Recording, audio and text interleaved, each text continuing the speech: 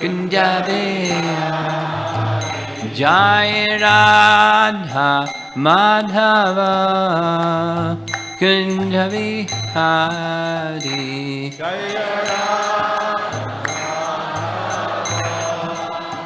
Kunja Vihari.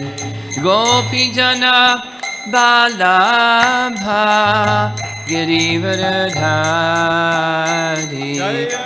Tirana Balabha Girivardhari. Gopi Jana Balabha Girivardhari. Gopi Jana Balabha Girivardhari.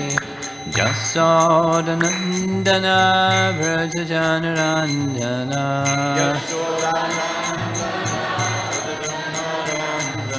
Jasodanandana Vrajajanaranjana. Shodanandana Vrajajanaranjana. Yamunatira Vanachari. Yamunatira Vanachari. Yamunatira Vanachari. Yamunatira Vanachari. Jaya Radha Madhava Kunja Vihari. Jaya Radha Madhava Kunja Vihari. Jaya Radha Madhava Kunja Vihari. Jaya Radha Madhava Kunja Vihari. Gopi Jana Balabha Girivardhari. Jaya Gopi Jana Balabha Girivardhari. Gopi Jana Balabha Girivardhari. Gopi Jana Balabha Girivardhari. Jasodanandana Vrajajanaranjana. Yashodanandana Vrajajanaranjana. Jasodanandana Vrajajanaranjana. Yashodanandana Vrajajanaranjana. Jamunatira Vanachari. Yamunatira Vanachari. Jamuna Tira Vanachari. Yamunatira Vanachari.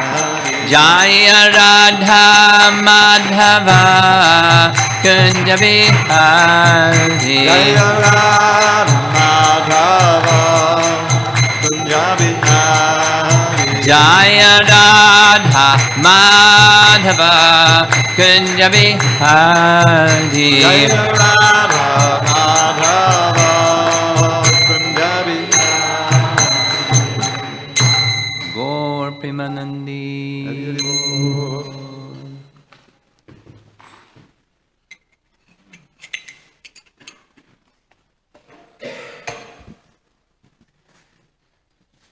I'm really impressed with the number of persons that are so intelligent to spend their New Year's Day chanting the holy name with devotees. Would you like to know a secret? It's a secret I can't tell you. But I'll tell you anyway, but you got to keep it a secret.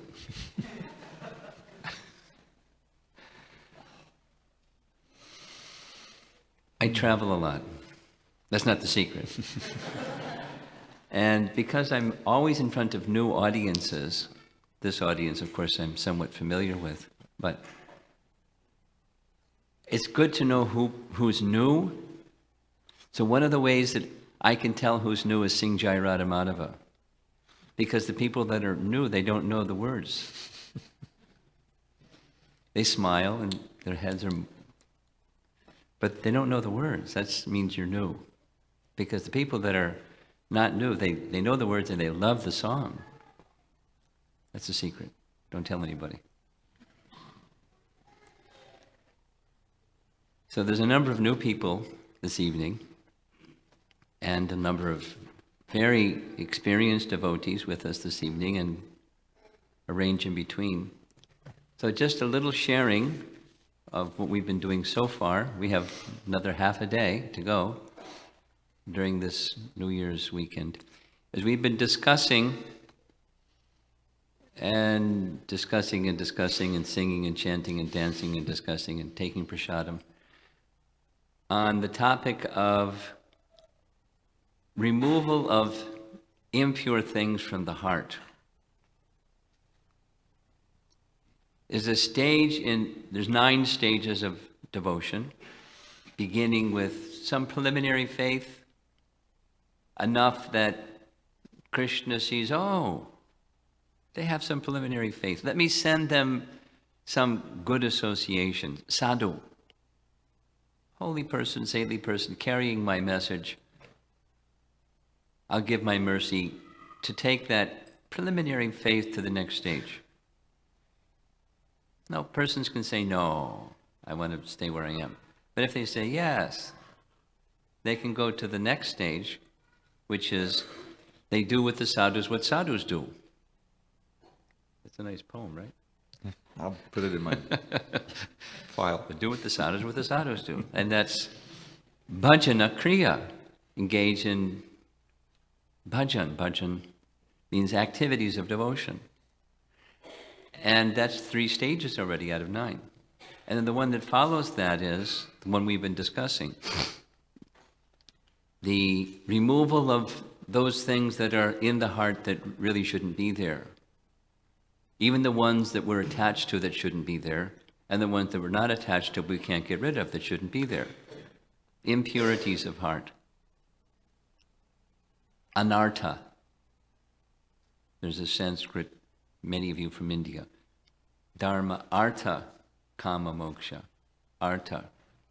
Artha. Artha, in the common use of that term, it's people engage in dharma, their religious duties, so that they'll get artha, prosperity. Commonly it's economic development, but it's artha literally means something that's wanted, and most people want some money, so then they can get the third thing, kama, sense gratification. That's the plan. Somehow it doesn't happen exactly like that, so they keep working on the artha program and maybe forget the dharma program. But that's the sequence. And anartha means something unwanted. So there's things that are unwanted in the heart, and how to remove those things unwanted within the heart, because it's subtle. So you need a very powerful cleansing agent, a good commercial. Stronger than anarthas is the process of bhakti properly performed. And skipping a lot of things, of all the different processes of bhakti, especially for this age of Kali, is the chanting of the holy name. And when one chants the holy name without offense, then even once, according to Rupa Goswami and our acharyas, the stage of ecstatic, spontaneous, loving attraction for Krishna awakens in the heart. It's like taking a match out of a matchbox and going, shh, whoo, the fire comes out. There's fire stored in that match, and here's how you bring the fire out. So the ecstatic, bhava bhakti, ecstatic, spontaneous, loving attraction for Krishna spontaneously awakens if you chant the holy name without offense. The potency is there in the name. The potency is blocked because of the unwanted things in the heart. Problem. There's one of many of Rupa Goswami's wonderful verses. He can recite it. I'll just say the English. He's like Mr. Sloka King. I do not know how much nectar is found in the two syllables, Krishna. When that sound vibration is in the mouth, Krishna is dancing within my mouth, literally. And I desire many, many mouths. And then what happens? That sound vibration, when it enters in the ear, there's such nectar. I desire millions of ears, and that would look kind of funny, but it's desire for drinking that nectar that's so sweet. Millions. And then the third. And when that holy name, Krishna, enters into the courtyard of the heart, my mind becomes stunned. And my senses become inert. This is a stage of bhava. There's only one problem. There's things in the heart that block the sun of the holy name, like clouds in the sky block the light and the heat of the sun. Although it's midday, you can't feel the heat, the full heat or the illumination of the sun if there's clouds in the sky. So similarly, there's clouds of anarthas, unwanted things in the heart. What's the verse? Tunde tandavanir tingvatanote tundavali labdhaye karna krodha kadambani katayate karna buddhi vyakspiham chetak prangana sangini vijayate savindriyanam kutim no jane janika kiyadbinamitai krishneti varnadvayi. And we got the translation already. Yeah.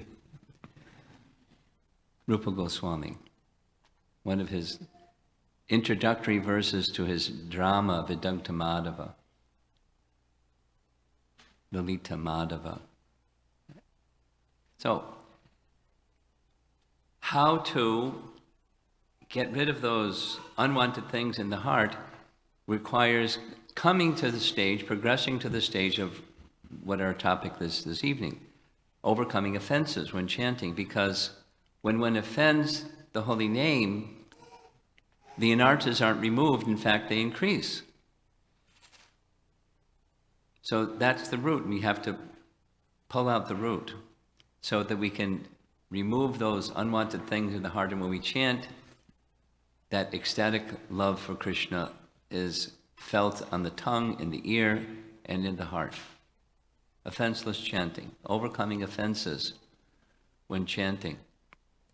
So that's the topic, and I have about 8 minutes left. So I'll just speak 3 short points and then turn the microphone over to Dravida Prabhu.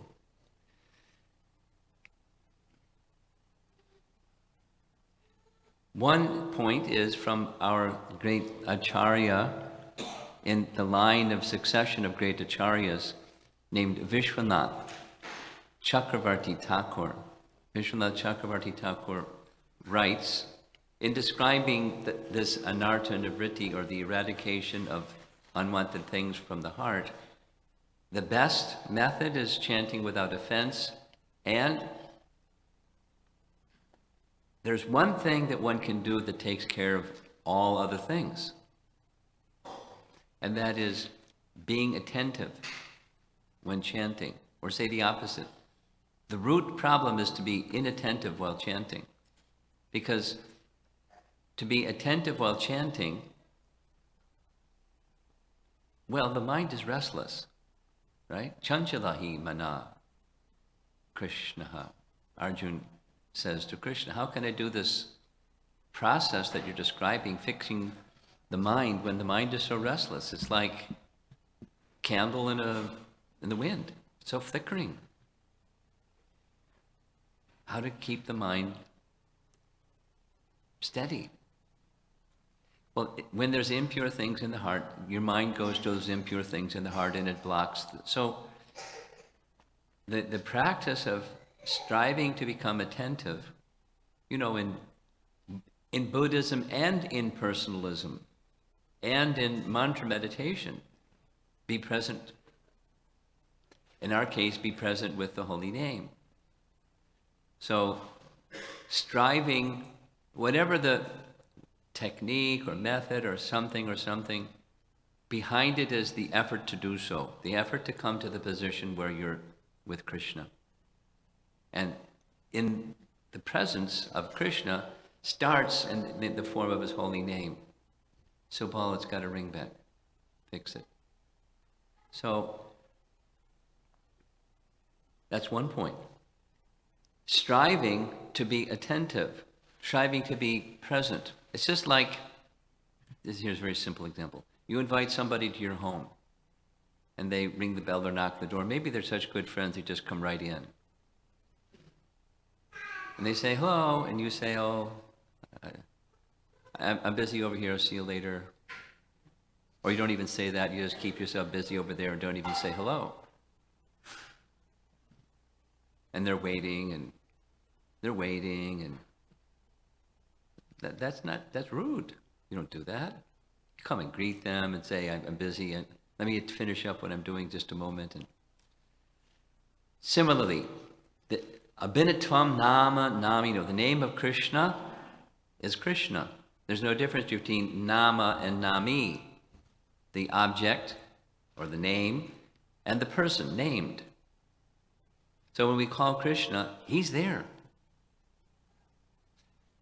Jiva Goswami says something. He writes, Krishna is such a person that when one even utters the first syllable, Krish, he's attracted and he's immediately there. You know, there's love songs about call me and I'll be there. Just you don't even have to get half his name and he's there. Always, eternally, in any circumstance. Om apavitra pavitrava sarvavastam gatopiva yasmaret pundarikaksham. Just call his name. He's there. And we're inattentive. Our attention is elsewhere while we're calling his name. So strive to be attentive. It's just polite. Be present with Krishna. Second point. Something that helps greatly is to understand the name and Krishna are non-different. I mean, it's a fact.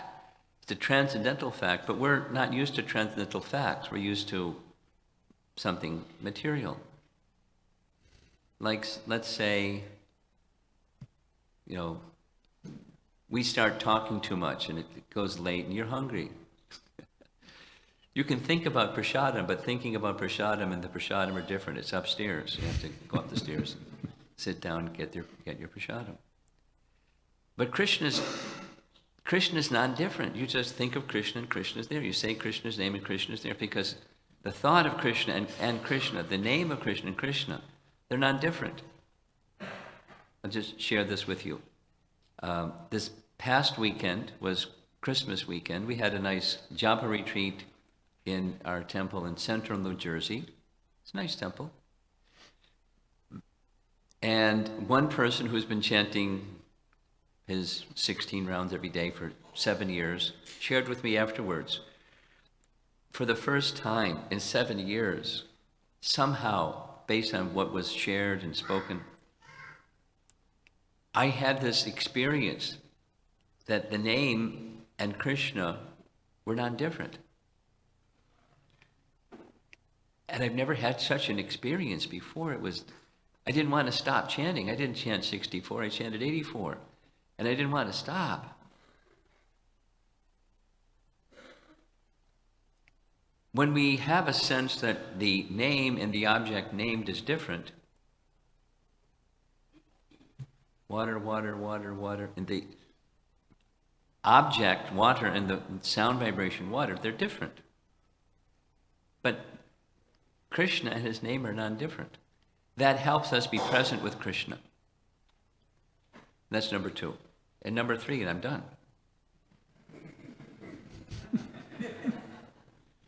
Number 3 is read Prabhupada's books. because the acharya for chanting of the holy name, the teacher by example for the chanting of the holy name, is a wonderful associate of Chaitanya Mahaprabhu called Haridas.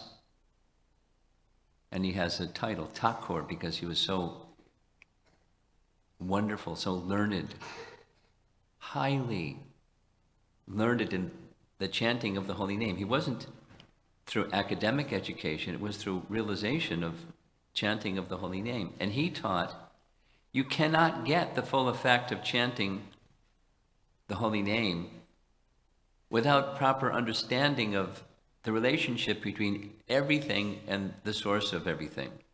Sambandha Gyan is in Sanskrit. Those of you from India, you know the word Sambandha from Hindi. Sambandha Gyan, knowledge of the relationship of everything from it, the source of everything. You may not have realized it yet, but at least a proper understanding, the grounding, Gyan, knowledge.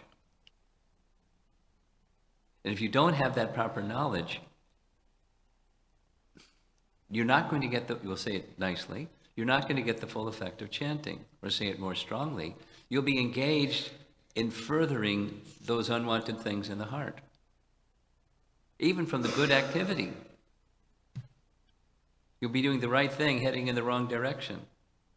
It happens. So read Prabhupada's books. They go well together, put it mildly. The chanting of the holy name, which makes the heart, here's what Prabhupada said about this. That which makes the heart pure is the chanting of the holy name. Side by side, like two tracks of a train, you need something that guides the activities of your life. Proper sambandha again. Supposing you have just something that makes the heart pure. Well, sentiments can increase, but sentiments can be misguided. In this world, it happens. Religious sentiments that misguided can become fanaticism, and that's very dangerous. But then on the other hand, if you just have knowledge without a heart that's pure, then that's insufficient also. So both, side by side, like two tracks of a train. Chanting, Cheto Darpana Marjanam, make the heart clean. And, side by side, guide all the activities of your life. It's a complex world that we live in. Somehow it seems to get more complex than others sometimes. Knowledge that guides your activities.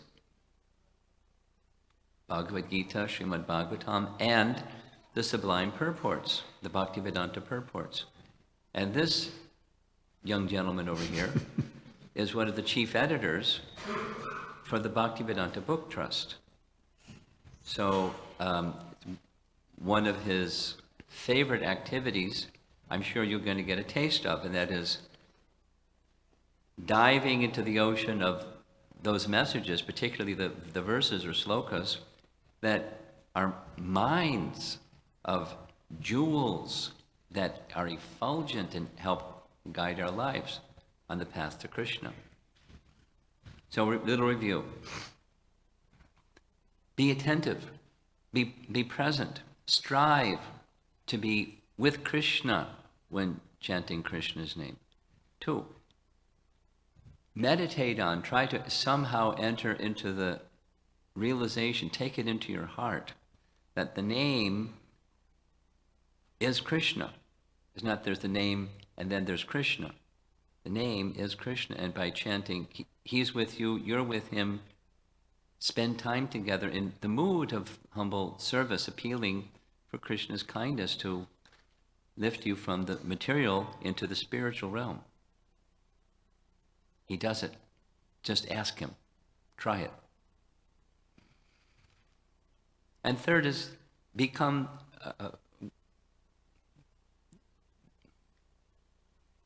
deeply absorbed, or read regularly, systematically and regularly, Srila Prabhupada's books. There's so many of them, keep you busy for a lifetime or two. Assimilate them. Shrinvanti, Gayanti, Grinanti. sadhavaha. Make the heart pure, free from those unwanted things. Hare Krishna. What's left to say? All been covered. I'm going to need help, so I'm going to call on Prabhupada. Om Jnanatimirandasya Jnanandana Shalakaya Chakshur Unmilitam Mena Tasmai Shri Gurave Namah. I was born in the darkness of ignorance. My spiritual master, Srila Prabhupada, opened my eyes with the torchlight of knowledge. I offer my humble obeisance to him and to all members of Sri Parampara, the cyclic succession. So one of the things that's so encouraging about Krishna consciousness is to learn that it's natural, that everyone has this perfection of love for God, love for Krishna, which entails eternal life, full of bliss, no anxiety, no depression, no need to take Prozac. Is Prozac still liquid? Anyway, you understand what I mean. That's our natural state. And everyone here, human or not, every living being on this planet and other planets, has lost touch with that natural state. And one of the other things that's really encouraging to learn is that Krishna wants us to come back to that state and come back to his world of service and love and wonderful pastimes. We're in the minority here in this material world. Now, I never knew anything about that growing up. 25 years spent. I wouldn't have thought twice about anything like that. Completely identified myself as an American male living in Long Island, doing whatever, doing all this stuff, you know. And nobody around me knew anything about it. But then, by Krishna's grace, by great good fortune, by the efforts of the devotees, I received one of Srila Prabhupada's books. I was fortunate enough to be near the temple where Maharaja was staying then, and Romapada Brahmachari. And when I visited, I was taken. I was fascinated. I was enlivened by it. And so I pursued it by getting more books, reading, taking prasadam, associating with devotees, and then taking up the chanting of Hare Krishna mantra. And it was when I finally joined after about a year of trying not to join and just trying to be a guest, and finally Krishna wouldn't let me do that. It was like entering a new world. It was a different world, and it's a world where the underlying assumption is, like we have everywhere in this world, is that you're in competition with everyone else, and everyone is more or less. They may be nice to you, but there's an undertow. They're trying to sell you something or exploit you. You have your friends, but they may not be your friends for long. In other words, the ordinary world of Kali Yuga, competition, what we call false ego. So then I was fortunate to take initiation from Prabhupada in 1974, and that meant chanting regularly this Hare Krishna mantra and following the strict principles of enunciation. And doing service, and I've been doing that since '73. And but you soon learn when you're in devotional service full time and you're serious, and all of you are serious to one degree or another, is that it's a path, it's a marga, it's a bhakti marg, it's called, and that means that yes, this is our natural state, but for a long, long time. For many births, countless births, we've been cultivating consciousness of competition with Krishna, and what we call material consciousness, looking for happiness and security in this world, in the world of birth and death. Now it's completely illusory, but still, life after life. As Prahlad Maharaj so eloquently says, Punas charvata charvananam. How many have heard that phrase before? Yes. It means again and again chewing the chewed. In the modern age, with everybody's face fixed to some kind of screen, again and again viewing the viewed. Right? I saw that before. I made that joke before, but it never failed to ring true, right? So, but then if you're fortunate enough to learn about Krishna consciousness and take it a little bit seriously, you understand the importance of a whole different perspective on life and the process of devotional service. And central to that process is the chanting of the holy name, chanting a Hare Krishna mantra. It's so simple. You know, a child can memorize it in about 30 seconds. It's not complicated. It's about the easiest mantra you can imagine. But it's the Maha mantra. It is the Maha mantra. And we learn from the Upanishads that this particular mantra, Hare Krishna, Hare Ram, you can search through all the Vedas. They're very vast. And you will not find a better means of counteracting the ills of this age and reaching perfection. And here it is. Srila Prabhupada came, he's just giving it out. We gave out how many mantra cards? Millions. Chant and be happy. Here it is. Here's the mantra. You know. But, as I say, it's a path, and you soon learn, yes, that to come to the point of chanting purely, without offense, is not so easy. One of the offenses to avoid, to be avoided, is to maintain material attachments even after understanding so many instructions on this matter. Now, we have these material attachments we have, which are centered on the gross and the subtle body.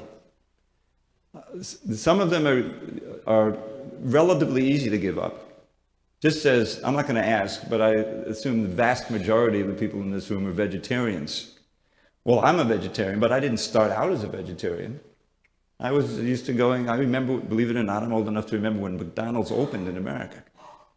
And it was, oh, now we can just get these hamburgers. It was only like 19 cents at that time or something, you know. Hungry, you go, you know. But that's like, you know, you have to give that up, right? Well, there's prasadam. And the prasadam makes it easy to give that up. But after you renounce so many things and you're on the path of purity, you realize there's different layers. There's so many layers of attraction and attachment. And those attachments are binding us to this world and preventing us from experiencing the full power and glory and nectar of the holy name.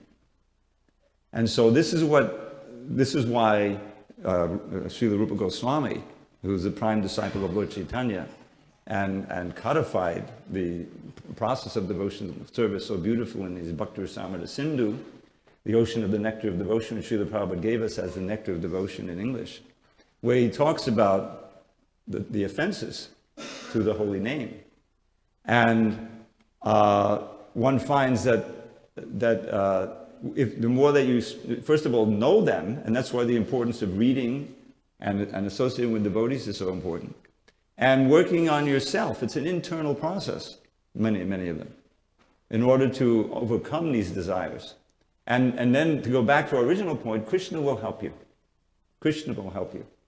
You have a certain material desire that's very difficult to give up, you see.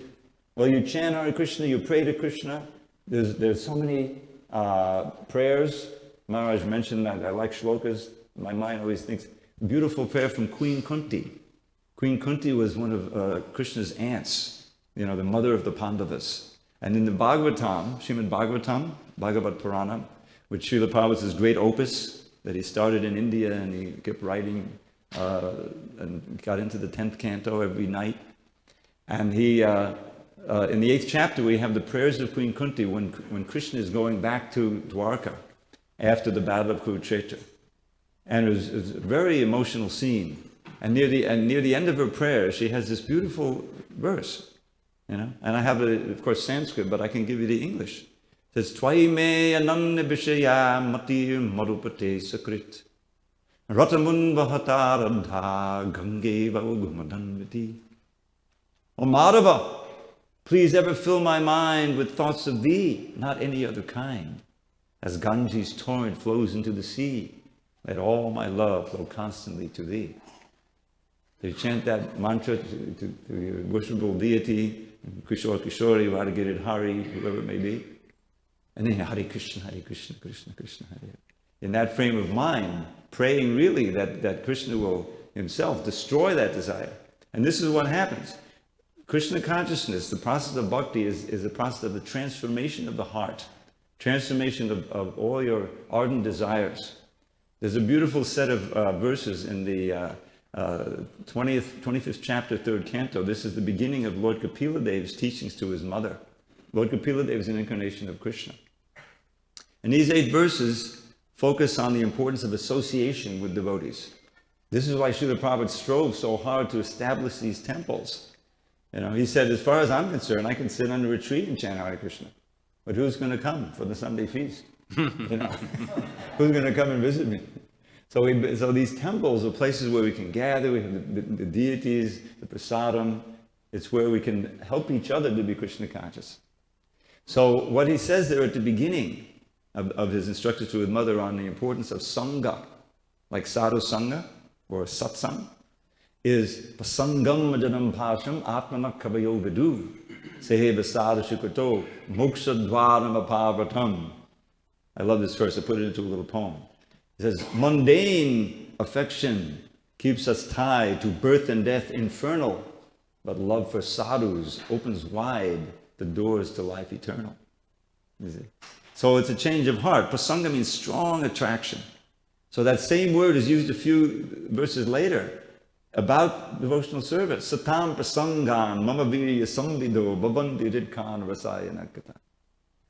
By getting together with devotees, and here's satam, advanced devotees who like to chant Hare Krishna and who love Krishna, what will you experience? What do you experience? Talk about Krishna, glorification of Krishna, Harinam Sankirtan. And this it's a process of devotional service that gives you faith and gives you a taste for Krishna and brings you along the path of attraction to Krishna. So all of these attractions, these attachments that we have for this world need to be purified, and begins with association with devotees. And gradually we see that Krishna is the most attractive. You don't have to have any prerequisites in order to begin chanting. Anyone can chant from any state of life, any station of life, doesn't matter. And feel some of the effects. And on the basis of that understanding, read and hear, purify the intelligence and understand what is the holy name.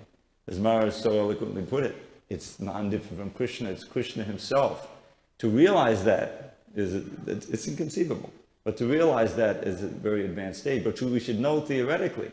So when we chant Hare Krishna and try to hear the name, those 2 basic principles, we're associating with Krishna. And that association is purifying. And the purification takes place on many levels. And one of them is that Krishna is attracting us. And everything about Krishna becomes interesting. It can manifest in a simple way, as simply deciding, it's Sunday night, where should we go? Should we go to the movie? Should we go to the bar? Or should we go to the Krishna temple? Let's go to the Krishna temple. I remember there was such a sweet kirtan, I'll go there. And that decision, gradually the other options fall away, hopefully, is Krishna attracting you? And that attraction, there's no limit to it. Ultimately, the attraction to Krishna blossoms into more and more taste for everything related to Krishna, especially the holy name, like this Rupa Goswami. Why did he write this verse and teach us? He's saying it's not just for me. Anyone can experience Krishna in this way. This nectar of the holy name, so attractive. So that attraction is something that we have to consciously cultivate. And that's where the offenses come in, to know them.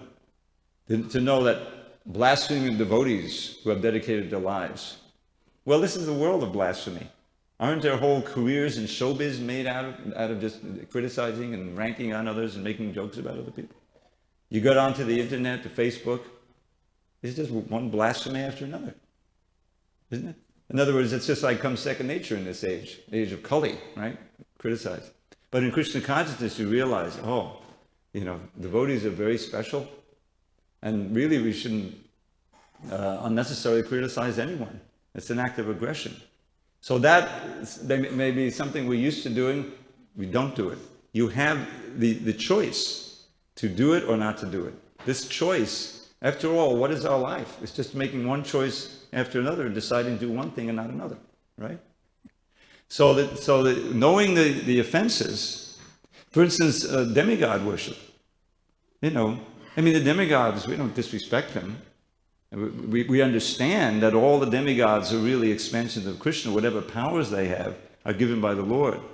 So we don't worship them separately. But by no means do we ever think that, all right, I went to the Krishna temple and it was very nice, and I saw Kishore Kishori, it was very sweet. But now I have to go and worship this other demigod, another god, in order to cover my bases, right? Because I don't want to miss out on some other benefit. You see, that is an offense. We have to give up that mentality and worship Krishna solely. Now you can understand that by reading Bhagavad Gita, as it is.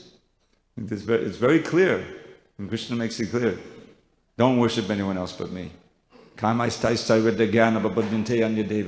Only those whose intelligence is stolen away by material desire do they worship other gods. So by hearing and studying the books associated with devotees, then you get inspired to follow the path of bhakti and to come to the point of pure chanting. And there are steps along the way. This association and bhajan, and then making a firm commitment. Often it means really initiation, taking vows, because the mind is always ready to, it's saturated with material desires to take us away. So we need all the effort or all the help that we can get. And that includes the process as it's been laid down by previous acharyas. But the wonderful aspect, again, is that Krishna is helping us. He's on our side. Other processes of advancement, whether it's just material advancement, you're trying to get a degree, make money, whatever it may be, or so-called spiritual advancement, to get some mystic powers, or to try to be liberated without any reference to bhakti. Krishna's not helping you personally there. But as soon as you call his name, as soon as you go down the path of bhakti, even one step, Krishna helps by giving intelligence, by giving inspiration, by sending his representative like Srila Prabhupada to dedicate their lives to helping us and to teach us the true thing and to show by example how to be a devotee. So Krishna wants us to come back. The natural state, again, is that we're in a loving relation with Krishna. He never stops loving us. We're the ones who've turned away and forgotten. So when he sees, just like a father, right? How many his teenage kids run away from home and go to San Francisco, be on the street. The parents, the father, he's always waiting for that call, the text. Somehow or other, the child will reach out and want to come back. Yes, I'll send you a ticket, come on back. So Krishna is the father of all. He says in Bhagavad Gita, Aham bija padakvita. So he's waiting for us to turn to him, and we make the effort to learn what pure chanting is and the path to get there, which includes avoiding the offenses, chanting purely. And we'll find that we'll be able to make progress. It depends on our sincerity and our true effort. So the facility is all there. This temple has been here for since 75, 76. Many, many years, over 40 years. And it'll be here for another 150 years. And then it will expand. It's not going to go away. So we have a great opportunity to learn about Krishna consciousness and learn about this chanting of Hare Krishna, which is the beginning and the end of the whole process. Never stops, even in the spiritual world. They're chanting Hare Krishna. So this is the process, and the goal is there. Thank you very much. Hare Krishna.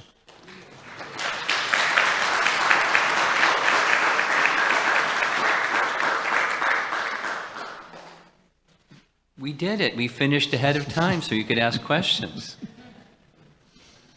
Gauramani, you have your hand up already. Hare Krishna.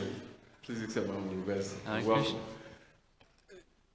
This is a very good conversation, and I've been hearing sometimes in Sankirtan, we change the word Rama to Ramo, and I'm wondering, is that offensive? You want to answer?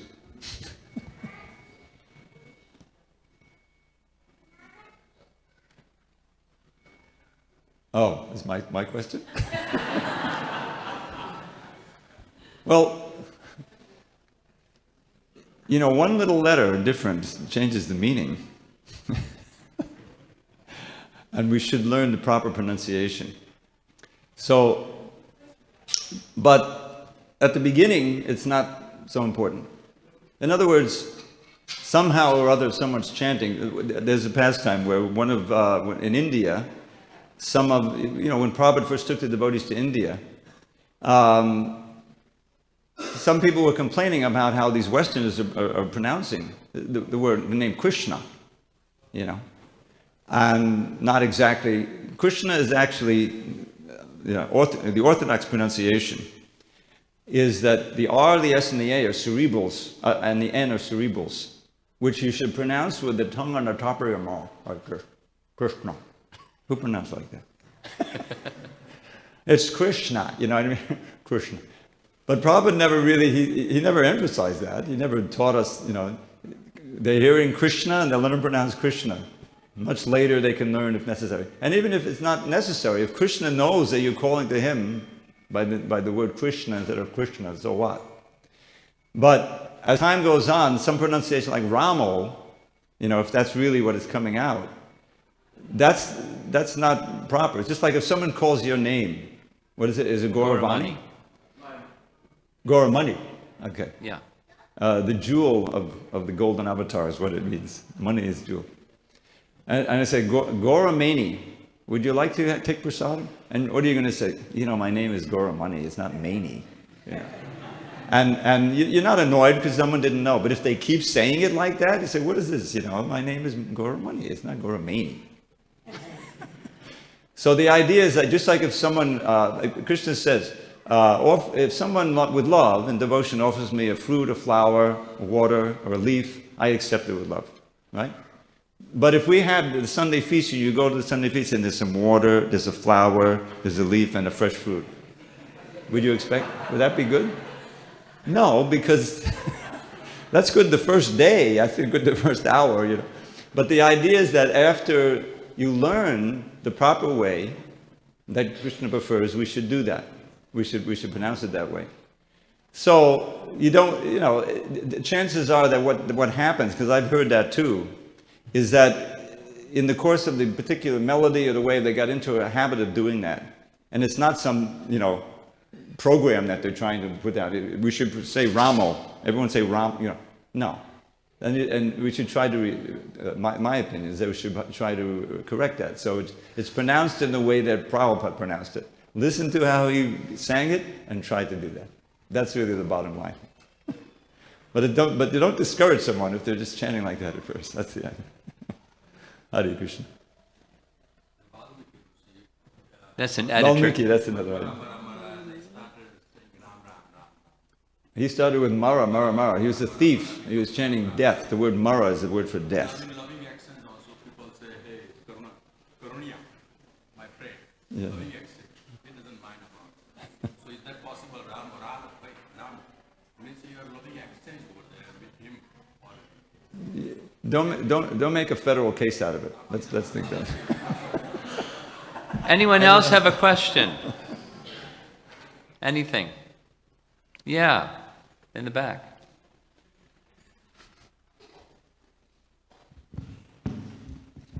Hare Krishna.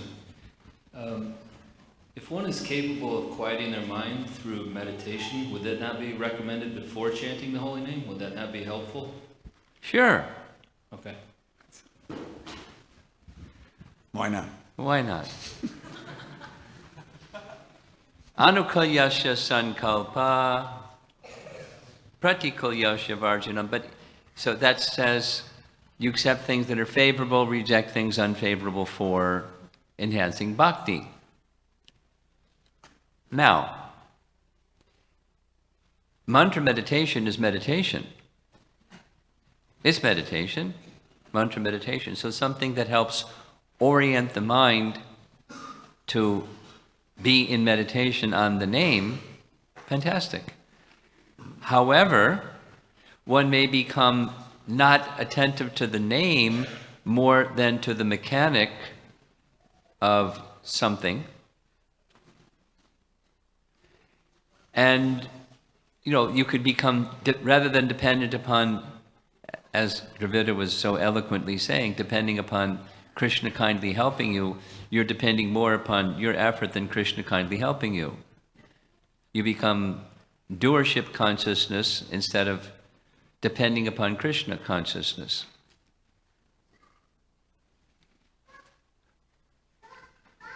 Take that which will help you reach the goal. Make sure you're focused on the goal.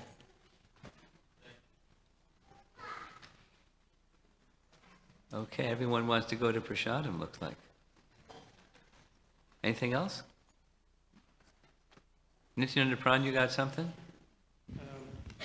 This is about the December marathon Okay. and the announcement that you're kindly going to make. Sure, I'm ready. Just So you're going to do the marathon announcement and I'll do the other one, okay? Okay, go ahead. I'll do mine first or you do yours first? I'll do mine first, okay. We're going to do announcements now. You come up afterwards and we'll have a little discussion, whatever your question is, okay? So,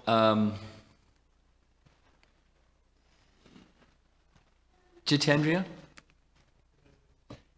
how many years have I been coming to Chicago? He's our historian, I have to ask him. How many years has it been since I've been coming to Chicago? No, but here, in Evanston Temple, I lived for a year at the Evanston Temple distributing books. And then something else happened. The airport in Puerto Rico was opened, and Gajahanta and I were requested to go to Puerto Rico. I didn't speak Spanish, but yeah, I love adventure, so I went to Puerto Rico and distributed books. But then when I came back here, when was that? Mid-80s. And so now it's 2016, 2017. So 16 years plus another 15 years. So over 30 years, I've been coming to visit the Chicago Temple and then got some service here and so forth. And in the course of those 30 plus years, here comes Kishore Kishori Ki Jai. It's a slow curtain close. Very dramatic. Okay. I've made 3 other announcements. This is announcement number 4. Drum roll, please. So, this is a transition announcement. Now, everybody likes good leadership, and they like good leadership that stays in the position of good leadership. From time to time, circumstances of life move a little bit, and transition is also needed. So, you see in front of you 2 senior citizens, and both of us have to be training people who can take over our service, because one day we won't be sitting here, we'll be somewhere else. So with a view of succession, transition kind of thing, this is an announcement about that. We have an arrangement without all the details. It's taken about, I'm looking at Goramani because he likes organizational topics. We have a system where we'd like to cover the world. One of Bhadrinarayan Swami's favorite Prabhupada stories is the Sherman-Williams logo. You know what Sherman-Williams is? It's a paint company. Paints. And their logo is a bucket of paint is tilted on the side, and some paint is pouring out of the bucket and covering the world. I can't tell the story like Badrinarayan Swami can tell the story. I've heard it 25 times, but Prabhupada kept looking and said, looking out the window and saying, "This is Lord Chaitanya," and everyone was wondering, what's he seeing? And it's the Sherman-Williams logo. We're covering the world. We're covering the world. So Chaitanya Mahaprabhu's mercy is covering the world. But we're not covering the world adequately because we have only so many GBC people, and we need some other people doing that GBC work. And the short story is, there's a new office, or the structure of ISKCON is being looked at in such a way that there's GBC members, and the GBC members, Prabhupada said, may have any number of secretaries to do their GBC work. Pause. So we've created a structure, it took 7 years, where there's zonal supervisors that are in effect secretaries to GBC people that do all the work, except they don't have to go to those lovely meetings once a year. Now it's twice a year. But they do the work. That's called a zonal supervisor. And there's a college. Really? I mean, you train people these days? Yeah, we started to train people. And it's called the GBC College for Leadership. And persons who, before they can become a zonal supervisor to work under a GBC, they have to attend the GBC College. And it's a lot of work. Ask Nityananda Pran, he attended it, and it's not silly. It's very serious.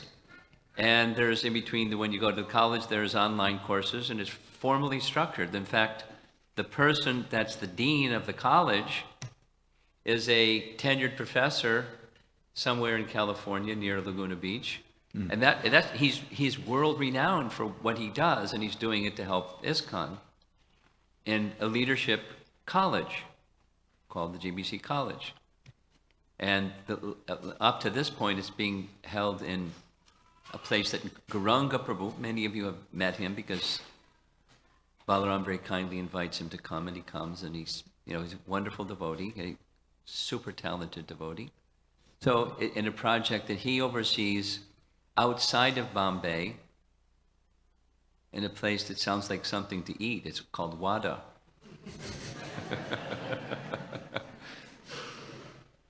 So in Wada, there's a community, a rural community, and that's where they hold the college. So I'm past, the senior citizen age and, moving on.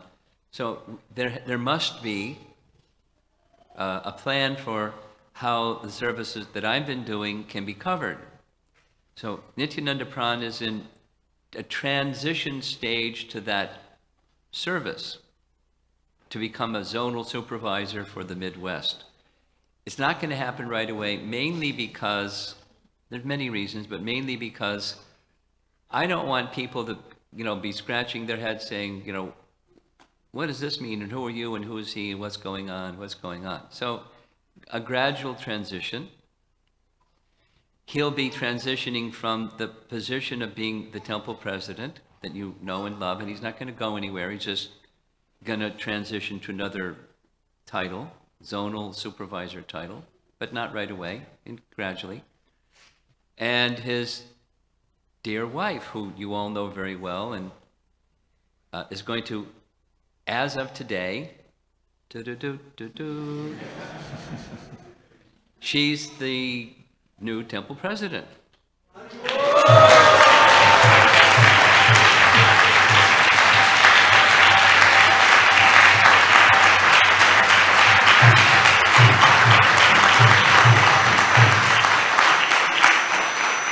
Doesn't she have to wait to the 20th to be inaugurated, or is that something else?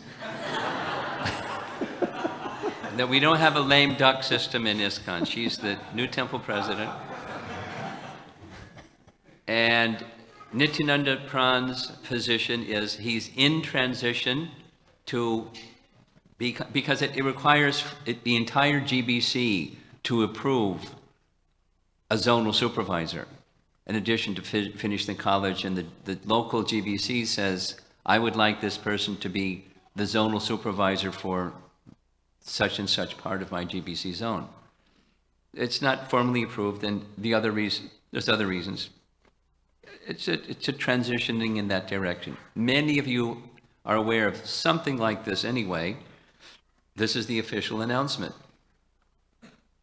And we have, in addition, two co-vice presidents who are already doing basically the same functions they've been doing, but now it's, here we are at the microphone, announcing formally.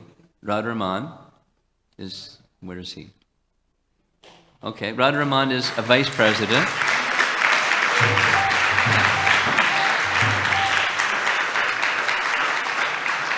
And he'll be looking after legal and financial. Did I get it right?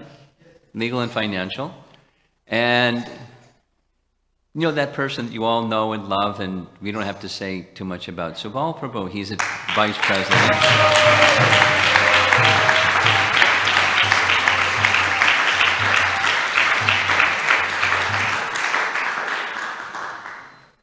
And the areas of service are devotee care and ashram.